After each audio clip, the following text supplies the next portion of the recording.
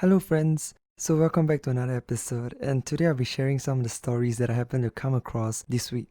So the first story is about a lady who was approached by a bear and remained calm throughout the entire encounter. By calm, I meant she took a selfie with the bear before it casually leaves after the selfie was taken. This is like an episode of Brother Bear, except Kenai understands iPhones and isn't too afraid of humans, as evident from his hunger for selfie.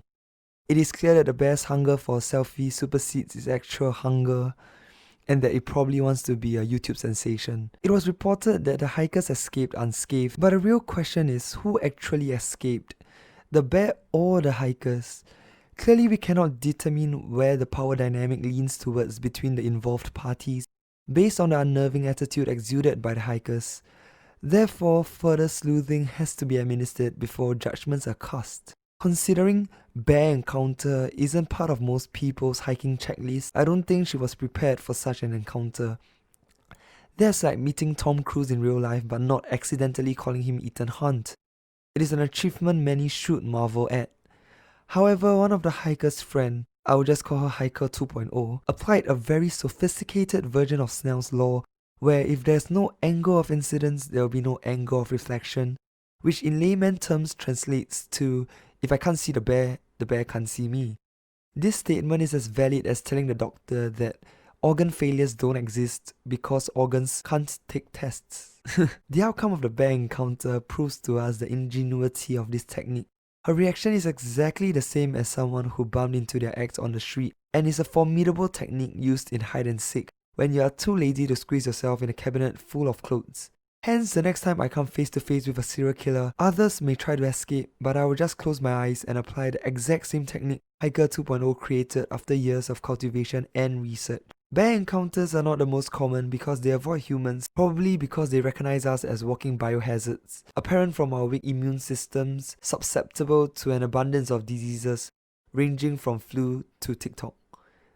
The lesson I learned from this story is that sometimes when I come face to face with death, the only thing left to do is to think about how I should fully utilize this opportunity to make myself the next Shawn Mendes without the looks, money, or talent. Being able to maintain a calm composure when a bear is right in front of your face is definitely an extremely difficult task, especially when you don't know whether the bear had lunch. And it's not like you can invite him to the nearby Long John Silver's because you might be its lunch. And food don't tend to usually converse with its diner. The entire encounter was also videoed from a third party point of view, which is something I'm trying to comprehend. The encounter has only two major outcomes. One is that the bear attacks, and the other is where the bear doesn't attack. Correct me if I'm wrong, but the outcome where the bear attacks is so tragic that having that whole escapade stored in your phone would be haunting. So why video the whole incident? However, maybe the people videoing the entire incident might be giving her moral support by standing there and making unnecessary remarks, and I'm just overthinking this whole situation. The interesting thing is that the encounter that was videoed from a third person point of view was actually uploaded to TikTok and was classified under memes, which isn't really that appropriate because she actually survived the bear encounter. So to me, that's more of a heroic act more than a meme. That's just weird. Overall, I'm just glad that everyone happens to be safe. So the next story is about a legend named Robert trying to fake his own death to avoid being incarcerated by creating his own death certificate. On the death certificate, it's spelled registry as Rexitry, where the S and the I swapped in their positions, which proves to us the importance of paying attention in English lessons because we never know when we will need to fake our own demise, even though it shouldn't be the case for anybody. It is apparent that a mistake like this would not have surfaced if little Robert had subscribed to Grammarly or taken note of the orange squiggly line under the word Rexitry. The orange line isn't a sign for a good job, but more of a condescending way of pointing out one's spelling mistake. So, as a matter of fact, he should have at least put in the effort to actually try and edit his spelling error. But clearly he was too tired or probably lazy, which is why he was eventually caught, even though despite the spelling mistake, he was going to be caught either ways.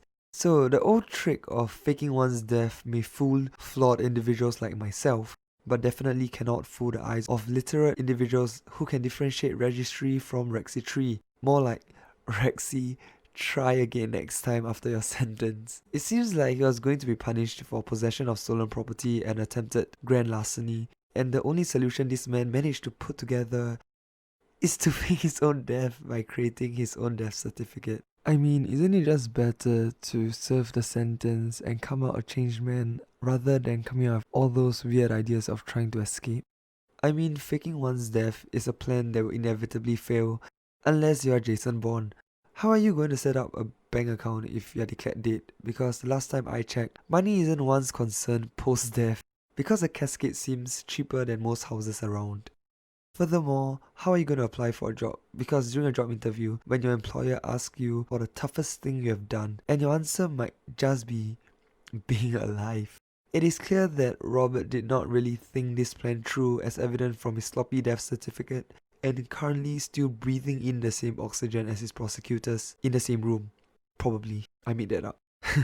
Meanwhile, there are other people who are mistaken for being dead when they are actually alive due to similarity in names, and they have to face a plethora of problems such as creating a bank account and convincing others that they are actually alive. It seems obvious that Robert was trying to avoid jail at all costs, as he was willing to give up this privilege of being treated as a living being by society. Unfortunately, he has placed himself in a worse situation by adding a new charge that may increase his sentence by up to 4 years, which isn't really the best plan. Okay, so that's all for today and hope to see you guys next week.